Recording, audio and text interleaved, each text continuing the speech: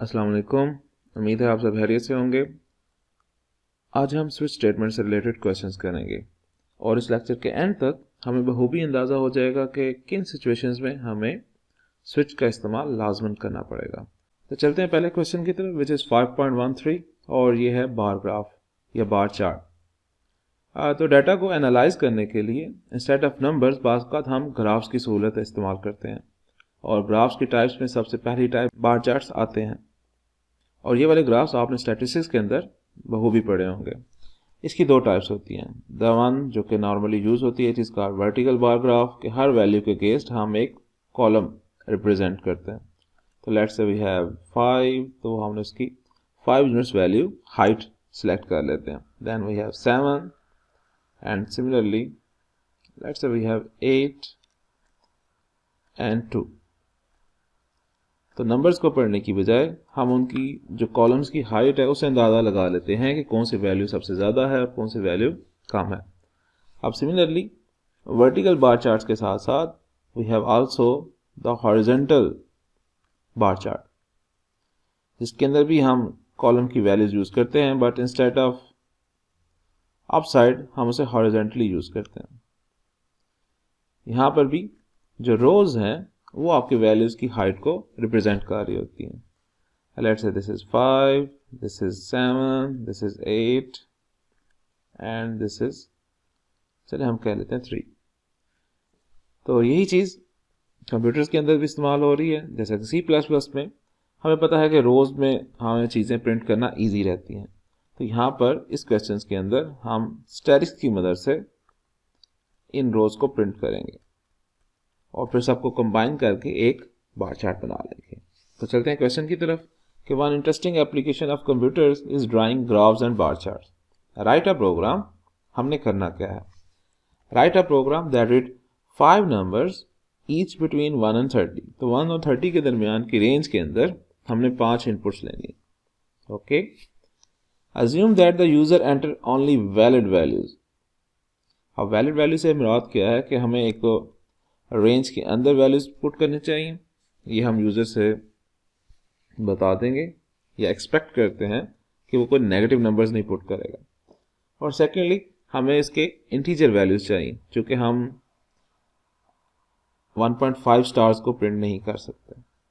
तो एक क्या हो जाएगा हमारे पास कि हमने वैलिड में नेगेटिव नंबर्स नहीं पुट करने, सेकेंड हमने उसकी रेंज में वैल्यूज पुट करनी है 1 से 30 के दरमियान, और थर्ड जो है कि हमने कोई इसके अंदर रियल वैल्यू पुट नहीं करनी, हमने इंटीजर्स यूज करने।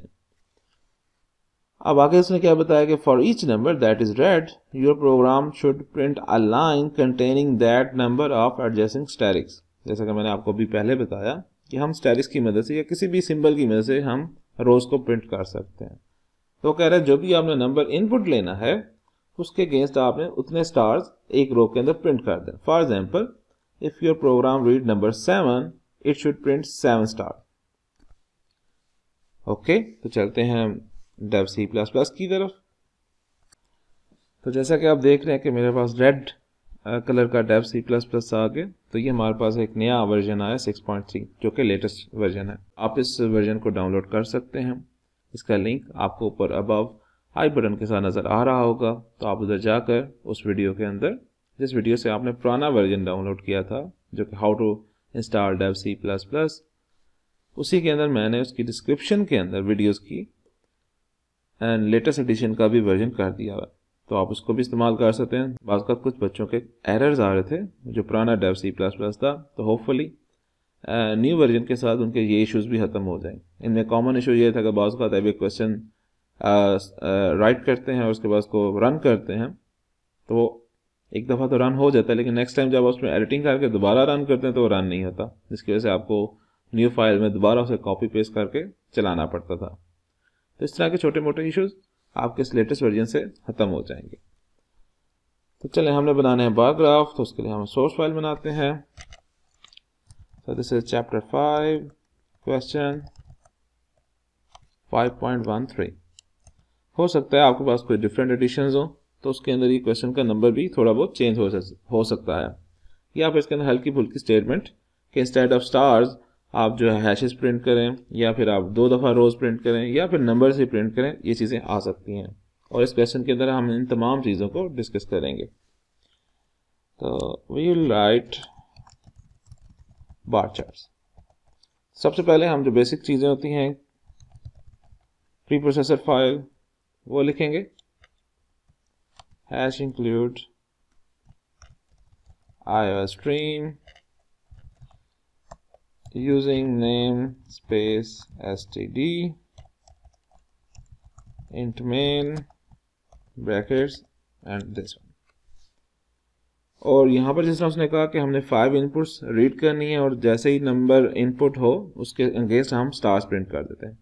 तो हम सबसे पहले बेसिक लेकर चलते हैं कि भाई हम पहले कोई 5 इंटीजर्स डिफाइन कर लेते हैं, n1 n2 n3 n4 and n5 and we will write some prompt message ताकि हम इनपुट लिख सकें, cout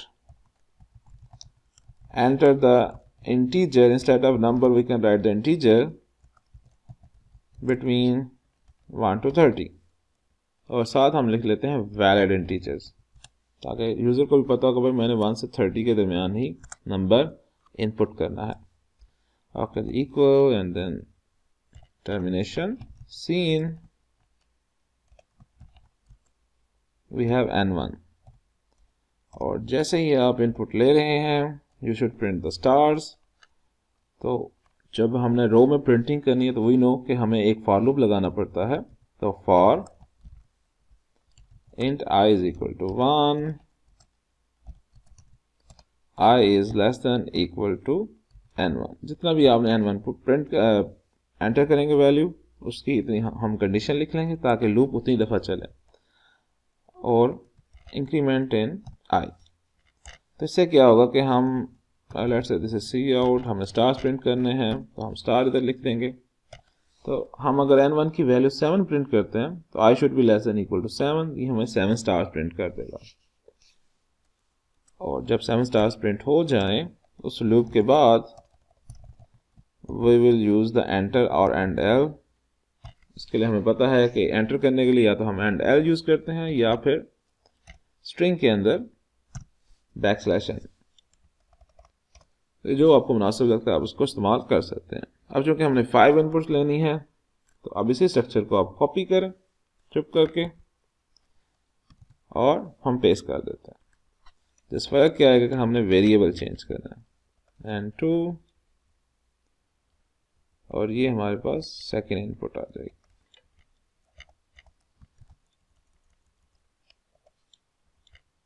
तो दिस वन इज n3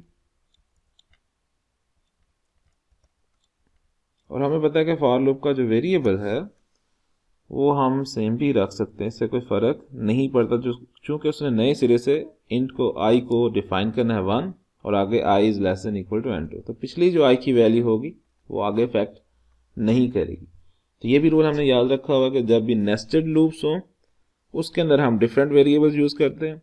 अगर बिल्कुल सेपरेट हमारे पास लूप्स हैं तो हम सेम वेरिएबल उसके अंदर जो रिपीटिंग वेरिएबल है उसको यूज़ कर सकते हो।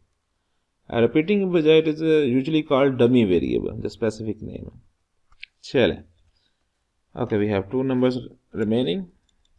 तो I will right n4 and n5 और इसके साथ साथ कंडीशन के अंदर भी हमने नंबर को चेंज करना है। तो ये हमारा प्रोग्राम रेडी हो गया। इट वाज सिंपल और इसमें अभी हमने स्विच स्टेटमेंट इस्तेमाल नहीं की। तो सबसे पहले इसे रन करके देखते हैं। ओके, चैप्टर 5.13 ओके जी, दिस वन इज और साथ बेशक चैप्टर 5_5.13। अब अपनी अपनी कोडिंग है।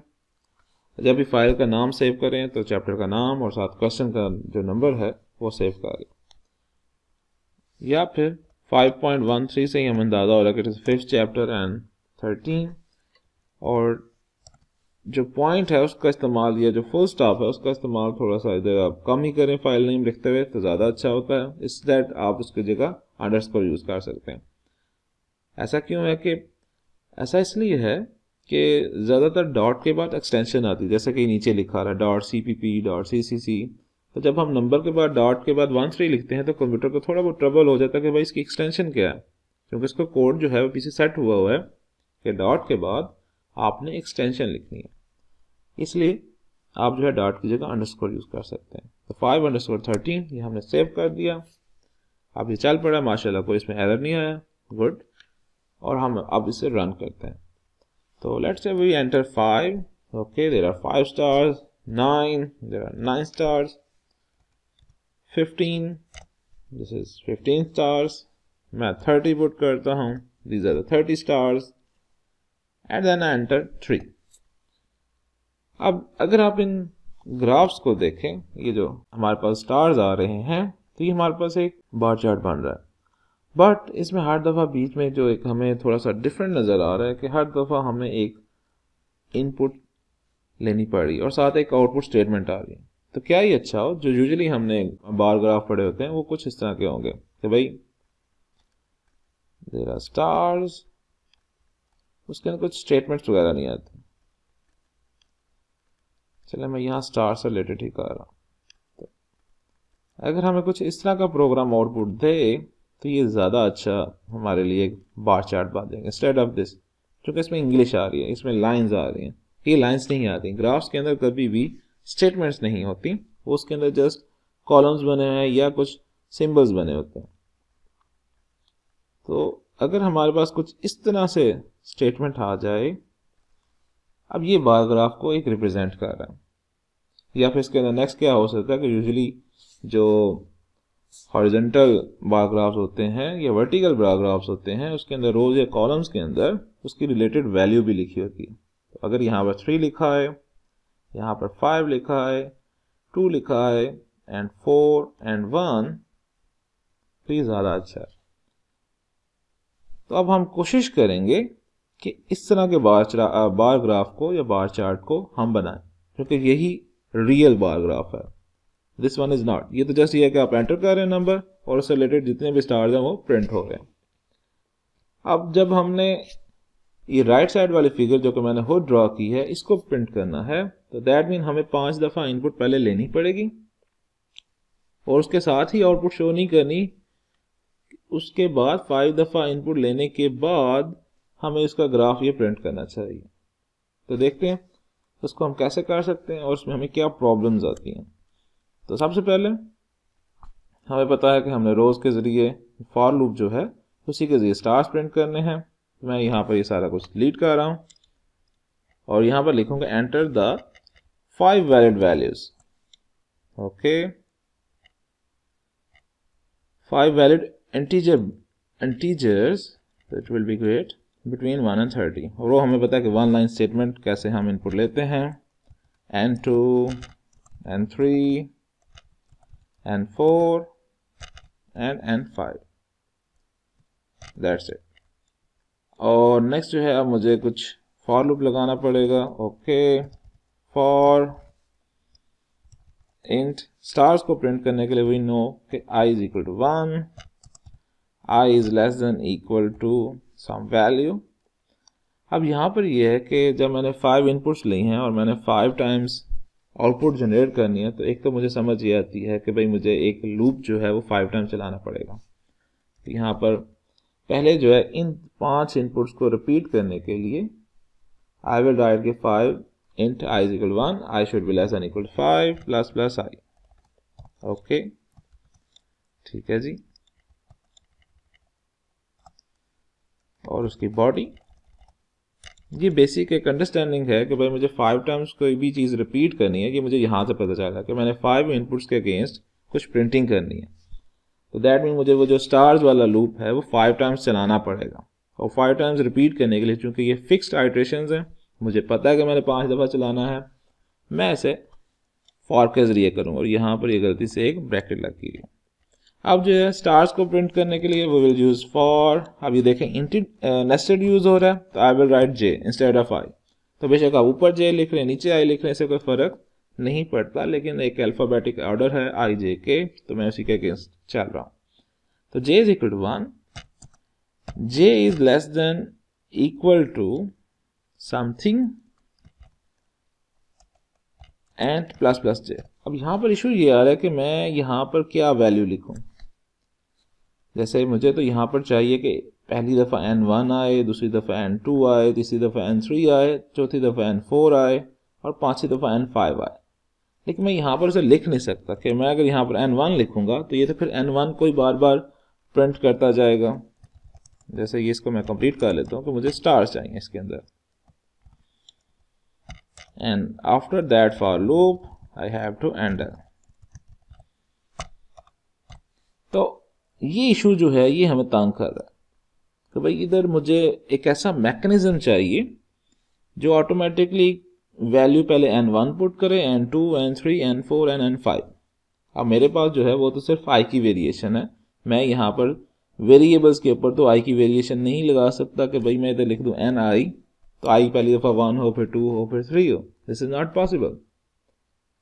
तो मुझे किसी तरह से ऐसी कोई चीज़ यूज़ करनी है कि i की वैल्यू 1 हो तो ऑटोमेटिकली मेरे पास कोई भी वेरिएबल जहाँ पर मैं लिख देता हूँ लेट्स से x, तो x को n1 की वैल्यू ज़ाइन हो जाए। जब मैं i की वैल्यू 2 लिखूं फॉर लूप के अंदर तो x को n2 की वैल्यू ज़ाइन हो जाए। और ये जो है सिर्फ स्विच से पॉसिबल है। तो यहाँ पर मैं क्या करूँगा, मैं i के ऊपर स्विच लगा दूंगा, स्विच i, कि जब भी भाई i की वैल्यू हो, और देर आर डिफरेंट केसेस, मुझे पता है कि there are different 5 i values 1 2 3 4 5, और उसके अगेंस्ट मैं इसको वेरिएबल की वैल्यूज असाइन कर दूंगा। केस 1, जब भी i की वैल्यू 1 हो put x is equal to n1 and break. Okay, what is the next case? Case 2, x is equal to n2 break. Case 3, अब इससे मुझे फायदा होगा, और यहां पर याद रखें ये गलती कि केस 1 के बाद कॉलन आएगा, सेमी कॉलन नहीं आएगा। ये थोड़ा बहुत एरर आपने स्विच को यूज करते हुए आपको भी फेस आए होंगे। तो चलें देखिए, मुझे पहले ही पता चल गया। तो इस तरह आपको भी प्रैक्टिस के साथ अंदाजा हो जाएगा क्वेश्चंस करते हुए कि भाई यहाँ पर हम क्या गलती कर रहे हैं। So that will be x is equal to n4, case 5, which is our last case, x is equal to n5। अब मुझे यहाँ पर डिफ़ॉल्ट जो है केस उसको यूज़ करने की ज़रूरत नहीं, क्योंकि मुझे पता है कि i की वैल्यू 1 और 5 के दरमियान ही होगी। मैं खुद लिख रहा हूँ, तो इसलिए यहाँ पर आप बेशक डिफ़ॉल्ट केस ना लिखें। अब इसका मुझे फ़ायदा क्या हो रहा है, तो इसको थोड़ा सा नीचे डाउन कर लेते हैं कि जब पहली दफ़ा लूप चलेगा, स्विच की वैल्यू होगी 1, तो ऑटोमेटिकली वो x को n1 की वैल्यू असाइन कर दे। तो मेरी वेरिएबल सिलेक्शन ऑटोमेटिकली हो रही है, यहाँ पर n1 की वैल्यू आ जाएगी। लेट्स इट इज़ 5, तो यहाँ पर 5 आ जाएगी और 5 स्टार्स प्रिंट कर देगा। हमें पता है कि फॉर लूप के अंदर अगर सिर्फ एक ही स्टेटमेंट हो तो उसके लिए ब्रैकेट्स लगाने की जरूरत नहीं, वो ऑटोमेटिकली फॉर के साथ कनेक्टेड हो जाता है। हाँ, अगर एक से ज़्यादा आपने स्टेटमेंट उसकी बॉडी में ऐड करनी है तो फिर हमें ब्रैकेट्स का इस्तेमाल करना पड़ेगा। जब i की वैल्यू 2 होगी, केस 2, x की वैल्यू ऑटोमेटिकली n2 हो जाएगी। तो अगर आप चाहते हैं कि फॉर लूप के अंदर आपकी जो इनपुट्स हैं वो ऑटोमेटिकली वेरी करें, तो we need to use switch statement, क्योंकि हर एक वैल्यू के अगेंस्ट एक ही वैल्यू आ रही है, इट इज 1-to-1 रिलेशन। और हमने पढ़ा हुआ कि जब भी 1-to-1 रिलेशन आ रहा हो तो instead of if else structure हमें स्विच यूज करना चाहिए। तो अब हम इसको रन करके देखते हैं तो क्या चेंजेस आ रही हैं। Okay, there is some issue फॉरेंट। हाँ, यहाँ पर मैंने कॉलन की बजाय सेमी कॉलन की बजाय कामा लगा दिया। ओके, चलें जी। ओप्स, यहाँ पर अगेंस्ट मसला आ गया, और देखें यहाँ पर नीचे लिखा x was not declared in this scope, कि मैंने वो x के वेरिएबल तो यूज़ किया है लेकिन मैंने उसे डिक्लेयर नहीं किया। तो देखें नीचे साथ साथ हमें जो ये डेव जो है IDE इंटीग्रेटेड डेवलपमेंट एनवायरनमेंट, ये हमें एरर्स भी साथ साथ बता रहा है। ओके, कुछ ज़्यादा ही एरर्स हो गए हमारे पास कि यहाँ पर मैंने हमेशा स्विच स्टेटमेंट में कॉलन और सेमी कॉलन का इशू आता है, तो ये थोड़ा सा आपने ध्यान रखना है। तो एरर आ जाए कोई मसला नहीं, एरर को रिमूव करते जाएं। ओके जी, तो we have to enter the 5 valid values. मैं यहाँ पर लिखता हूँ 3। मुझे पता है एक ही लाइन में अगर हमने वैल्यूज को प्रिंट करना है, इनपुट देनी है, तो देयर आर 2 स्टाइल्स कि एक ये है कि मैं पहली वैल्यू लिखूँ फिर space, then I will write 12, then space, फिर next third value space 5 space 15, 5 values होगी, प्रेस एंटर, और ये देखें अब मेरे पास ये ग्राफ बिल्कुल स्टार्स आए हैं और इसमें कोई चीज अलहदा से नहीं लिखी है। तो this is a horizontal bar chart. अब मजीद इसमें जो हमने एक चीज की थी कि भाई अगर साथ यहाँ पर हमारे पास पीछे वैल्यूज नंबर भी लिखा है तो ये ज्यादा अच्छा हो जाएगा इस तरह। तो इसको प्रैक्टिस कर लेते हैं, और एक हमें यहाँ पर इनपुट के बाद एक एंटर अगर हो जाए तो ये ग्राफ ज़्यादा अच्छा नज़र आएगा। तो ये थोड़ी सी फॉर्मेटिंग है, इसको हम देख लेते हैं। सबसे पहले इनपुट ले ली, you have to write C out end L ताकि एक स्पेस नीचे आ जाए। अब मुझे चाह रहा हूँ कि मैं हर स्टार्ट से पहले एक नंबर भी प्रिंट हो उससे रिलेटेड वैल्यू का, मुझे इससे पहले कुछ लिखना पड़ेगा। तो I will write C out, जो भी वेरिएबल है, चूंकि यहाँ पर x की सिलेक्शन हो रही है तो I will write x and then there must be some spaces. तो मैं यहाँ पर 3 स्पेसेस रख लेता हूँ, ये ज़्यादा अच्छा है। हाँ, अब यहाँ पर ये भी हो सकता है कि भाई मैं यहाँ पर 3 स्पेसेस रख लेता हूँ। ओके फाइन, और अब हम इसको रन करते हैं। Enter the values 1 5 7 9 10, that's it. तो ये देख लें अब हमारे पास ग्राफ आ गया। लेकिन एक जो थोड़ा सा इशू आ रहा है वो ये आ रहा है कि देखें 1 वैल्यूज के साथ तो ठीक था, लेकिन जब यहाँ पर 2 नंबर हो गए, 2 इंटीजर हो गए, तो ये स्पेस थोड़ी सी आगे चली गई। तो ग्राफ तो सारा एक लाइन में आना चाहिए। तो इस चीज़ को भी हम थोड़ा सा सही कर लेते हैं। हम यहाँ पर सेट विड्थ का इस्तेमाल करते हैं कि भाई फिक्स कर लो विड्थ और उसके बाद आगे नंबर्स को आप प्रिंट करें। तो instead of this I will right set width 2, और ये हमेशा लिखी जाती है वेरिएबल से पहले, set width 2 and the variable x। और हमें पता है कि सेट विड्थ को इस्तेमाल करने से पहले उसकी जो प्री प्रोसेसर फाइल है उसको भी ऐड करना पड़ता है। तो भाई ठीक है, हैश इंक्लूड ioman ip। चलें जी, ये हमने हेडर भी ऐड कर लिया और हमने जनाब इधर सेट विड्थ x भी लिख लिया एंड सो ऑन। अब हम चलते हैं, दोबारा रन करते हैं, और मैन था नॉट मेन नहीं था, मैन था। ये गलती मुझे हमेशा हो जाती है। ओके, तो दिस इज इट।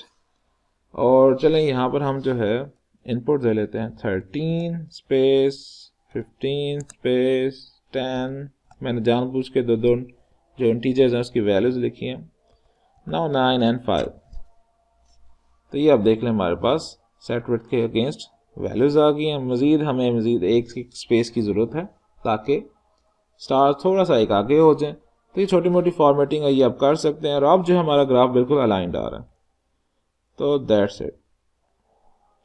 और एक जो है वैल्यू जो है वो हमारी रिपीट हो रही थी, तो यहाँ पर हमें एक ब्रेक भी लग गया। ये जो भी हमने लास्ट एग्जांपल किया इसके अंदर हमारे पास 4th and 5th value same आ रही थी, तो वो इस वजह से आ रही कि हमने एक ब्रेक मिस कर दिया। और यहाँ पर जो है हम एक स्पेस लगा देते हैं, बल्कि 2 स्पेसेस लगा देते हैं।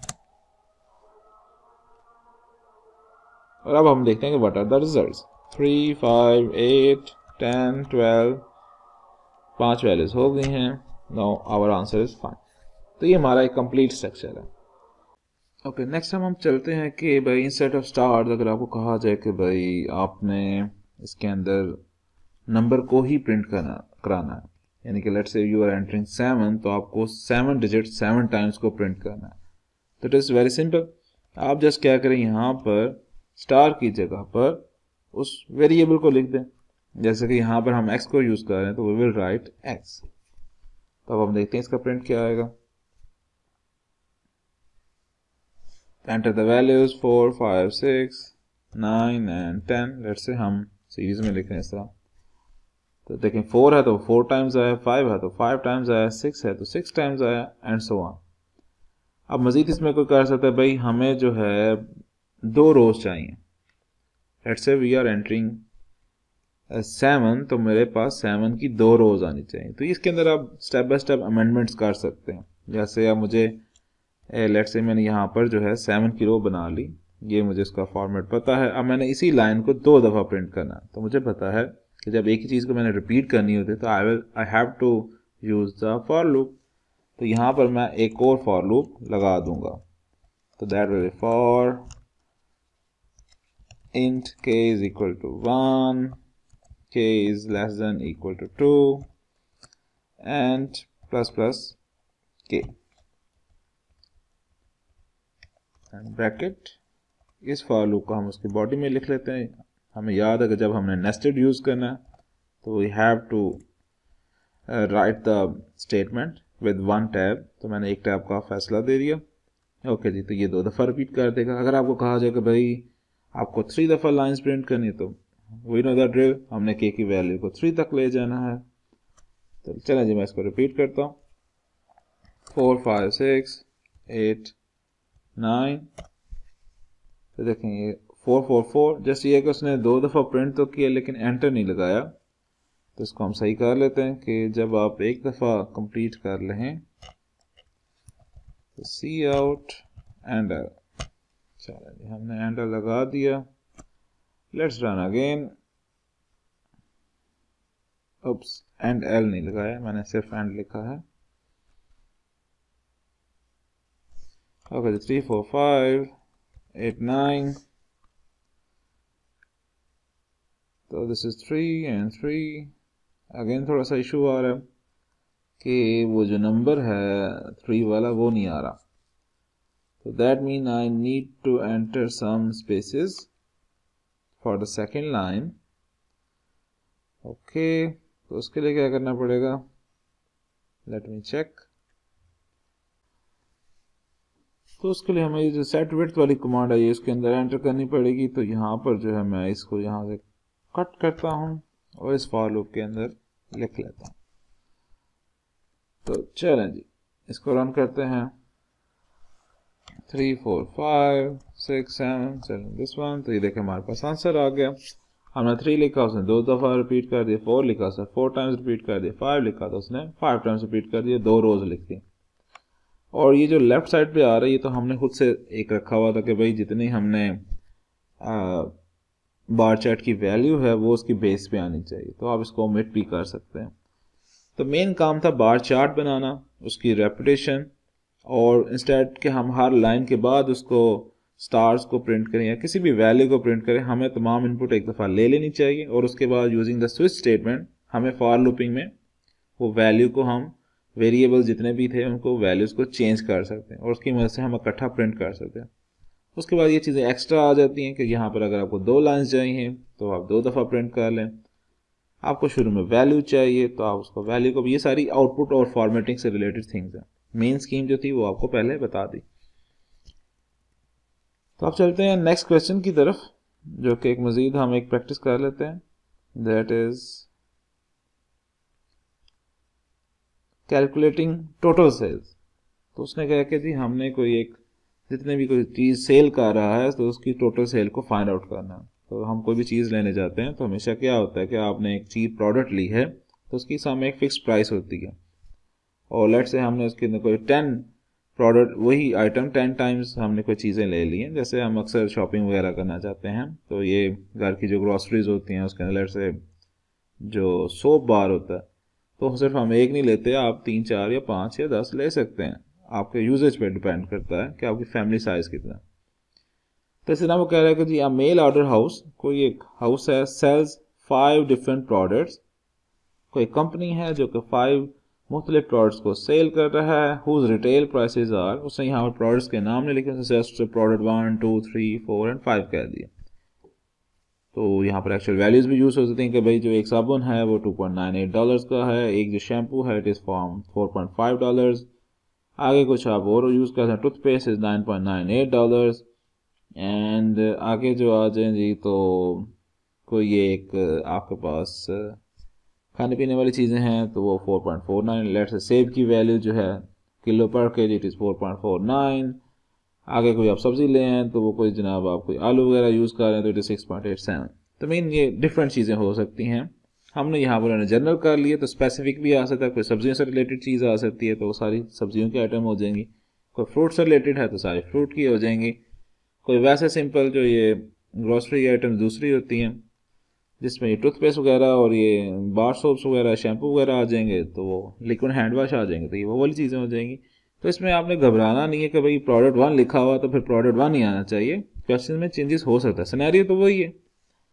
तो देर आर 5 आइटम्स और हर 5 आइटम के अगेंस्ट हमारे पास एक सम फिक्स वैल्यू है। तो उसने कहा write a program that reads a series of pairs of numbers as follow. आपने इनपुट लेनी है, लेकिन वो 2 इनपुट होने चाहिए, उनका पेयर होना चाहिए। एक प्रोडक्ट नंबर कि भाई आप कौन सी प्रोडक्ट सेलेक्ट कर रहे हैं, एंड क्वांटिटी सोल्ड, और आपने उसकी कितनी क्वांटिटी खरीदी है। For example product 1 was bar soap, तो हम लिखेंगे 1, आगे स्पेस, कितनी क्वांटिटी सोल्ड कर रहे हैं, जनाब हमने 10 क्वांटिटी सोल्ड की है, तो ऑटोमेटिकली जो हमारी सेल हो जाएगी it will be 2.98 multiply by 10। अब उसने आगे हमें डिटेल्स बताएं कि your program should use a switch statement to determine the retail price for each product. तो बिल्कुल, क्योंकि यहाँ पर 1-to-1 रिलेशन है कि प्रोडक्ट 1 है और उसकी वैल्यू 2.98 है, तो हम यहाँ पर स्विच स्टेटमेंट यूज कर सकते हैं कि प्रोडक्ट कोड के ऊपर हम स्विच यूज कर लेंगे, और जब अगर हमने 1 एंटर किया तो उसको स्विच स्टेटमेंट को हमें 2.98 रिटर्न करना चाहिए। अगर हम प्रोडक्ट 2 लिख रहे हैं, 2 वैल्यू दे रहे हैं, तो उसको हमें आंसर 4.5 देना चाहिए। और स्विच में ये चीज़ भी आप याद रखें कि स्विच के अंदर हमेशा इंटीजर वैल्यूज हम पुट करते हैं, यानी कि उसके जो जिस भी वेरिएबल को हम कंडीशन लगा रहे हैं उसकी बैक एंड पे वो इंटीजर डिफाइन होना चाहिए, उसके अंदर सिर्फ इंट इनपुट आ सकती है, फ्लोट वैल्यूज नहीं आ सकती। ओके जी, तो your program should calculate and display the total retail value of all the products sold, कि आपने मुख्तलिफ ये पेयर्स ऑफ नंबर्स लेने हैं based on the above product codes and prices, और उसके बाद आपने जनाब क्वांटिटी सोल्ड जितनी है ये स्पेयरिंग में आपने इनपुट्स लेनी है कि product number quantity sold, product number quantity sold. आप 5 टाइम रन करते हैं या जो भी उसने हमें बताया हुआ है, और उसके बाद उसे हमें टोटल प्राइस बतानी चाहिए या टोटल सेल बतानी चाहिए। और साथ उन्होंने हिंट दिया कि use a sentinel control loop to determine when the program should stop looking and stop looping and display the final result. यानी कि हम किसी फिक्स्ड नंबर ऑफ आइटरेशंस के लिए नहीं कर रहे, हम उसके ऊपर sentinel control while loop use करेंगे, यानी कि वो -1 वाला केस, कि जैसे ही यूजर खुद से इसे जो है ब्रेक करे, जैसे ही वो -1 एंटर करे, हमारी जो लूपिंग है वो स्टॉप हो जानी चाहिए और हमें फाइनल रिजल्ट बता देना चाहिए। तो यहाँ पर हमारे पास डिफरेंट सेक्शंस अप्लाई हो रहे हैं, एक स्विच, एक जो है हमारे पास सेंटिनल कंट्रोल लूप। तो हमें उसका स्ट्रक्चर भी पता है, हमें स्विच का भी स्ट्रक्चर पता है, तो हम इसको 1 by 1 कर सकते हैं। तो चलते हैं क्वेश्चन की तरफ। This is chapter 5, question that is 5.14। तो एक किस्म का हमने इसका बिल बनाना है। तो सबसे पहले जो प्री प्रोसेसर फाइल्स हैं वो लिख लेते हैं, include IOStream using name space, ये वही पुराना std, ये तो मेरे ख्याल से आपको याद हो गया होगा, बल्कि बाय डिफ़ॉल्ट ही आपके ज़हन में बैठ गया होगा। जैसे ही आप कोड बनाते हैं तो सबसे पहले ये लाइनें ऑटोमेटिकली लिखी जाती होंगी। ओके जी, तो यहाँ पर जो है हमारे पास 5 प्राइसेस हैं। ओके फाइन, हमने इनपुट लेनी है, तो वी डिफाइन इंटीजर जिसके ऊपर हमने लगाना है प्रोडक्ट कोड, तो will write prod for product, and then quantity sold, तो क्वांटिटी भी हमारे पास इंटीजर्स में ही आएगी कि 10, 15, 20, या फिर जो क्वांटिटी है वो आप फ्लोट में भी ले सकते हैं। फॉर एग्जांपल कुछ चीज़ें होती हैं वो हम जैसे कोई सब्जी वगैरह, तो इट कैन बी 10.5 kg। अब यहाँ पर उन्होंने वो जो है डिफाइन नहीं किया हुआ, तो लेट्स से हम क्वांटिटी को भी अभी इंटीजर ही सिलेक्ट कर लेते हैं। तो हम दोनों तरह से करके देख लेते हैं। अगर हम इसने हमें बताया हुआ है कि भाई क्वांटिटी है, तो लेट्स से क्यू जो कि इंटीजर ही है। अगर हमें कहा था कि भाई फ्लोट है, तो फिर फ्लोट, तो अभी हम इसको इंटीजर ही लेके चलते हैं। ओके जी, ये 2 हमने कर दिया। Then there should be must be price, तो हम प्राइस जो है वो देखें 9.98 है, तो उसे हमें फ्लोट या डबल में करना पड़ेगा। हमने इसको डिसाइड किया था कि भाई अब आइंदा जब भी डेसिमल्स आएंगे तो we will use the double instead of float. ठीक है जी, डबल। और एक तो हमारे पास प्राइस आ जाएगी, तो प्राइस, एंड देन हमारे पास एक कोई टोटल सेल्स भी होनी चाहिए जो कि एट द एंड हमने फाइंड आउट करना है या प्रिंट करना है। तो I will write T for total and sales. चलें जी, अभी तक तो ये 4 वेरिएबल समझ आ रहे हैं, बाद में कोई मजीद ऐड हुआ तो हम ऊपर आकर दोबारा डिफाइन कर लेंगे, इसमें कोई मसले वाली बात नहीं है। नाउ सबसे पहले जो है हमने एक इनपुट लेनी है पेयर में, तो आई विल राइट, और उसके बाद सेंटिनल कंट्रोल भी लगाना। तो इसका मतलब है हमें प्रोडक्ट नंबर, जो कि यही सबसे पहले एंटर हो रहा है, तो इसकी हम एंट्री ले लेते हैं, enter the product number and -1 to end. चलें, अब यहाँ पर जो है अभी इस क्वेश्चन के शुरू में मैंने कहा कि हमें एक पेयर के अंदर इनपुट लेनी चाहिए, तो मतलब हम इसे एक लाइन के अंदर भी इनपुट ले सकते थे जिसमें 2 वेरिएबल्स इकट्ठे लिए जाएं, लेकिन फिर उसके ऊपर सेंटिनल लगाना मुश्किल हो जाएगा, तो इसलिए हम इसको अब अलग-अलग ही इनपुट लेंगे। तो आई विल राइट प्रोडक्ट, अब यहाँ पर आप 1 2 3 4 जैसे ही पुट करें, फिर आप -1 पुट करेंगे तो ये क्लोज हो जाना चाहिए। लेकिन अगर हम वो एक ही लाइन में डबल इनपुट ले रहे हैं तो फिर -1 के बाद हमें सेकंड इनपुट भी मस्त देनी पड़नी थी। तो वो जो हमने एक स्ट्रक्चर पढ़ा हुआ -1 वाला, कि -1 वाली जो इनपुट है उसको आप लूप से बाहर रखें और बाकी जो इनपुट्स हैं वो सारी सारी लूप के अंदर रखें, तो इसलिए फिर वो वाला एप्लीकेबल नहीं होगा। तो इसलिए मैं 2 इनपुट्स अलग-अलग ले रहा हूँ। तो I will write prod is not equal to -1, इसको अलग-अलग कर लें। देन अब आप जो है जितनी भी रिमेनिंग इनपुट्स हैं वो आप ले सकते हैं। तो C out, enter the quantity sold, that's it. इसका जो है कोड आई न्यू के वो है Q फॉर क्वांटिटी। नाउ अब हमने क्या करना है, अब हमने जो प्रोडक्ट कोड एंटर किया है उसके अगेंस्ट हमारे पास प्राइस आनी चाहिए, तो we have to apply switch. तो स्विच प्रोडक्ट, ओके। अब जी कौन कौन सी value, what are the cases, तो केस 1, देखिए जैसे ही मैं केस लिख के 1 लिख रहा हूँ तो ये बोल्ड नहीं हो रहा, ये मैं बता रहा कि हम गलत कीवर्ड लिखें, लेकिन जैसे केस के बाद मैं स्पेस लिख रहा हूँ इट इज़ बोल्ड। तो इस चीज़ का ध्यान रखें, और जो आगे हम वैल्यू असाइन कर रहे हैं वो भी कलर चेंज कर रहा है, तो this is a purple colour. तो इस चीज़ का ध्यान रखें कि भाई जब भी ज़्यादातर बच्चे केस स्टेटमेंट लिखते हैं तो वो उसके अंदर स्पेस देना भूल जाते हैं, और एक ये जो आगे कॉलम लिखा जा रहा है। ओके जी, केस 1, तो our price will be 2.98, okay fine. Break लिखना नहीं भूलना, जैसे अभी लास्ट प्रीवियस क्वेश्चन के अंदर हमने ब्रेक नहीं लिखा था तो वैल्यू सही प्रिंट नहीं आ रही थी। Colon, our price is 4.50, okay, 0 लिख भी दें ना भी लिखें एक ही बात है। ब्रेक, केस 3, अच्छा जी, what is the price, price is equal to 9.98, okay, again we have to use break.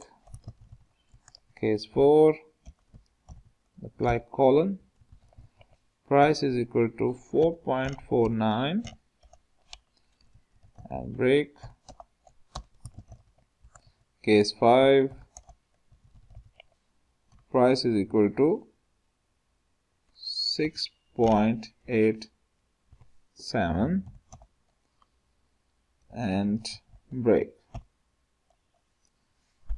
इसको मैं थोड़ा सा डाउन कर लेता हूँ। अब मैंने जो है यहाँ पर क्राइटेरिया सेट कर लिया कि जैसे ही आपने प्रोडक्ट कोड एंटर किया और क्वांटिटी एंटर की, आपकी जो प्राइस की सिलेक्शन है वो प्रोडक्ट कोड के मुताबिक हो जाएगी।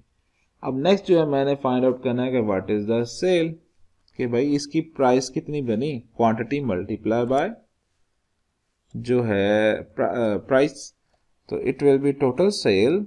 क्योंकि मैंने इसे हर आइट्रेशन के बाद ऐड अप भी करना है तो ये दोनों काम मैं इकट्ठा कर रहा हूँ। Total sale is equal to total sale plus आपकी जो प्राइस है, प्राइस स्टैटिक क्वांटिटी। तो ये क्या करेगा, पहली आइट्रेशन में टोटल सेल, चूंकि अब यहाँ पर हम उसकी वैल्यू को भी बीच में शामिल कर रहे हैं ऐड अप करने के लिए, तो इसको मुझे इनिशियलाइज भी करना पड़ेगा विच इज़ लाइक 0। ये सम वाला ही हम फार्मूला लगा रहे हैं कि sum is equal to sum plus another thing. तो हमारा काम है कि हर दफ़ा जितनी दफ़ा भी आइट्रेशन हो, जो भी प्राइस, जो भी प्रोडक्ट ली जा रही है, जितनी क्वांटिटी के साथ ली जा रही है, उसकी प्राइस जो है वो हमारे पास आनी चाहिए और वो जो है टोटल सेल में ऐड अप हो जाए। आप 5 दफ़ा आइटम्स खरीदते हैं डिफरेंट, तो 5 की प्राइसेस ऐड अप हो जाएंगे और एट द एंड आपको पता चल जाएगा कि आपने कितने की सेल या शॉपिंग की है। अगर आप दुकानदार हैं तो सेल की है, अगर आप कस्टमर हैं तो शॉपिंग की है। तो ये दो चीज़ें मैंने यहाँ पर लिख दिया। अब क्वेश्चन के अंदर हमें साथ साथ कोई भी हर प्रोडक्ट की सेल का प्रिंट करने का नहीं कहा गया, इसलिए यहाँ पर मैंने कोई आउटपुट स्टेटमेंट नहीं लिखी। अगर हमें कहा जाता तो हम यहाँ पर C out price multiply by Q या टोटल सेल को प्रिंट कर सकते थे। तो ठीक है, जैसे क्वेश्चन में कहा गया हम कुछ नहीं करते, यहाँ से इस लूप के जरिए, स्विच के जरिए यहाँ पर सिलेक्शन हो रही है प्राइस की, उसके बाद total sale and then this is while. तो मुझे वाइल के अंदर सबसे लास्ट में जो भी फर्स्ट इनपुट हम लेते हैं -1 वाली, उसको दोबारा लिखना पड़ेगा। So this is it. अब जो हमारा प्रोग्राम वो कंप्लीट हो गया। जैसे ही हम -1 पुट करेंगे वाइल लूप जो है वो क्लोज हो जाएगा। उसके बाद हमें क्या चाहिए, उसके बाद हमें चाहिए कि भाई आप जो है टोटल सेल को प्रिंट कर दें। तो I will write total sale is equal to and that will be T sale and program close. और इसके बाद आप ब्रैकेट को, जो इंट मेन की ब्रैकेट है, उसको क्लोज कर दें। और वो तो पहले पेयर आया हुआ इसलिए मैं इसे खत्म कर दूंगा। तो दिस इज आवर प्रोग्राम। ठीक है, प्राइस प्रोडक्ट क्यू, कोई देख लेते हैं छोटी मोटी गलतियां जो हमने पहले की हुई हैं। ज़्यादातर स्विच में मसला आता था। There are different cases. Okay, हाँ, यहाँ पर ये है कि हमें एक जो डिफ़ॉल्ट केस है वो भी यूज़ करना चाहिए। तो DEF डिफ़ॉल्ट कि जब भी आपकी डिफ़ॉल्ट को या आपने प्रोडक्ट कोड गलत लिख दिया, let's say you are entering 7 और 9, तो फिर जो है प्राइस को 0 कर देना चाहिए, ताकि जो गलत हमने इनपुट दे दिया उसका कोई इफेक्ट ना पड़े हमारी टोटल सेल पे। कोई शरारती भी तो हो सकता है। तो ये अब हमारा प्रोग्राम कंप्लीट हो गया। तो लेट्स रन। ओके, जिसको हमने सेव करना है, इट इज़ 514, तो 514 चलें। और डिफ़ॉल्ट के बाद आगे हमने कॉलन लगाया, इस वजह से उसने एरर दे दिया। और यहाँ पर लिखा expected colon before price, before price. हाँ, ठीक हो गया। चले जी, हमने कॉलन लगा दिया। आगे चलें, प्रोग्राम रन हो गया। और जस्ट ये कि -1 टू एंड के बाद एक स्पेस नहीं आ रही, ये थोड़ा सा फॉर्मेटिंग का इशू है, तो मैं इसको थोड़ा सा सेट कर देता हूँ। मुझे यहाँ पर थोड़ा सा there must be space and equal, और इस तरह जो लास्ट में चूँकि हम 2 दफ़ा यूज़ कर रहे हैं, स्पेस एंड इक्वल। चल, अब हम इसको अगेन रन कर लेते हैं। ठीक, साथ साथ आप करेक्शंस कर सकते हैं। तो चलें जी, मुझे पहले जो है प्रोडक्ट 1 खरीदनी है। ओके जी, आई हैव एंटर्ड। कितनी क्वांटिटी सोल्ड की आपने? Let's say we have 20 items. ये 22 ज़रूर हमने राउंड ऑफ करना। उसके बाद जब मैंने प्रोडक्ट 5 याद आ गई, मैंने वो लेना था या सेल करना था, और उसकी आइटम थी 17। एंटर्ड। ओके जी, प्रोडक्ट 3 भी मैंने ले ली। उसको जनाब हमने क्वांटिटीज़ कर ली 9। ओके, अगेन ये नहीं कि आप प्रोडक्ट 1 दोबारा नहीं खरीद सकते। मुझे दोबारा याद आ गया, वो हो मैंने कुछ चीज़ें याद नहीं रही, तो चलो भाई दोबारा प्रोडक्ट 1 ले लें। It is 3 items remaining. अच्छा जी, प्रोडक्ट 4 भी रह गई है। It are there 11। तो मीन ये आप लूप चलाते जाएंगे, आप 5 प्रोडक्ट्स हैं, मुख्तलिफ कॉम्बिनेशन आप बना सकते हैं। और देन अब मैं कहता भाई बस मैंने जो सेल्स बस कर दी, शॉपिंग कर दी बस। तो our total sale is equal 330.5। इस प्रोग्राम को हम वेरीफाई कैसे कर सकते हैं? तो वो सिंपल, आपको पता है, आपने प्रोडक्ट 1 लिखा हुआ है, 22 आपने आइटम्स सेल की हैं। आप इसको मैनुअली कैलकुलेटर पे भी चेक कर सकते हैं, और ज़रूरी नहीं कि आप 10-15 कॉम्बिनेशंस बनाएं और फिर ही चेक करें। You can easily check for 2 और 3। अगर 2 और 3 के लिए आपका प्रोग्राम ठीक है, तो इसका मतलब वो ज़्यादा कॉम्बिनेशंस के लिए भी ठीक ही होगा, फार्मूला उसमें सही लगा हुआ। तो this was the examples off switch. साथ चले हमने सेंटिनल कंट्रोल भी यूज़ कर लिया। तो यहाँ पर हमने सीखा कि स्विच को हम दो तरह से यूज़ कर सकते हैं। एक ये कि जब हम चाह रहे हैं कि भाई जितने भी इनपुट हमने ली, जैसे कि बार ग्राफ वाले सवाल के अंदर था, और उन इनपुट्स को अब हम दोबारा किसी लूप के अंदर यूज़ करना चाहते हैं, तो we can't use n1 n2 n3 in loop, तो उसके लिए हम स्विच को यूज़ कर सकते हैं और कोई एक वेरिएबल उसके अंदर हम डिफाइन कर देते हैं x, और उनको उन वेरिएबल्स की n1 n2 की वैल्यूज असाइन कर देते हैं। तो जैसे यहाँ पर अब लूप के अंदर 1 2 3 4 चेंज होगा, x की वैल्यू ऑटोमेटिकली शिफ्ट हो रही है from first variable n1 to last variable n5।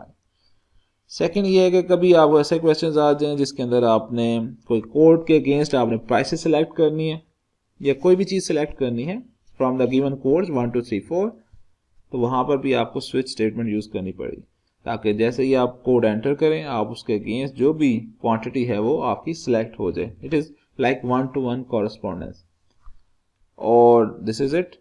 तो इस तरह के जो भी क्वेश्चंस हैं आप उसके स्विच यूज़ करें instead of if else structure, वो ज़्यादा लेंथी हो जाएगा और उसमें जो है इफ एल्स स्ट्रक्चर में गलती के चांसेस भी ज़्यादा होंगे।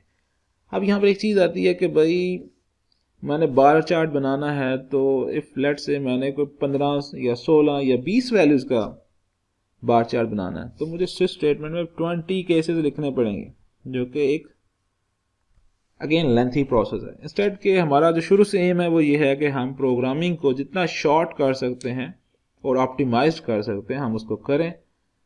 तो ये 20 केसेस लिखना it is a very big deal. इस तरह 100 भी वैल्यूज हो सकती हैं, चूँकि ज़्यादातर जो स्टैटिस्टिकल एनालिसिस वगैरह होते हैं तो उसके अंदर हम बहुत ज़्यादा वैल्यूज भी यूज़ कर लेते हैं।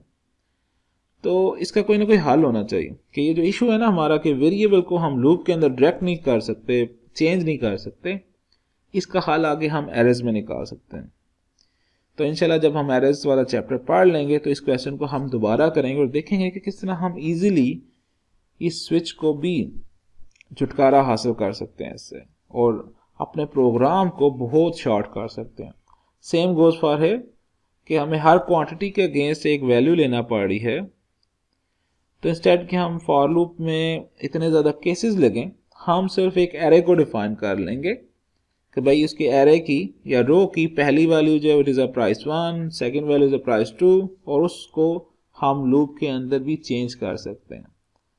तो अभी तक जो हमारा थोड़ा बहुत इशू है जो स्टिल अभी रिमेनिंग है वो ये है कि अगर हम एक से ज़्यादा वेरिएबल्स ले रहे हैं इनपुट, तो उसको हम फॉर लूप के अंदर चेंजेस नहीं कर सकते, उसको हम आइट्रेशन बेस्ड नहीं बना सकते। तो एरेज की मदद से हम ये जो मल्टीपल वेरिएबल्स हैं इनको एक सिंगल एरे इनपुट्स में चेंज कर सकते हैं। तो वो इंशाल्लाह हम नेक्स्ट सीखेंगे। ये आपने ज़हन में एक अपना माइंड में एक एम रखना है जब आप वो एरेज को सीख रहे होंगे। तो इंशाल्लाह इन क्वेश्चंस को हम दोबारा फिर एरेज के साथ भी करेंगे और देखेंगे किस तरह हमें ये आसानी देता है। तो देखें स्टेप बाय स्टेप हम चीज़ें सीख रहे हैं कि शुरू में हमने बिल्कुल बेसिक इफ़ कंडीशन से स्टार्ट किया, फिर हमने देखा नहीं भी इफ़ से तो इफ़ एल्स ज़्यादा अच्छा है, वो हमें बहुत ज़्यादा सहूलत देता है, तो we have to use if else.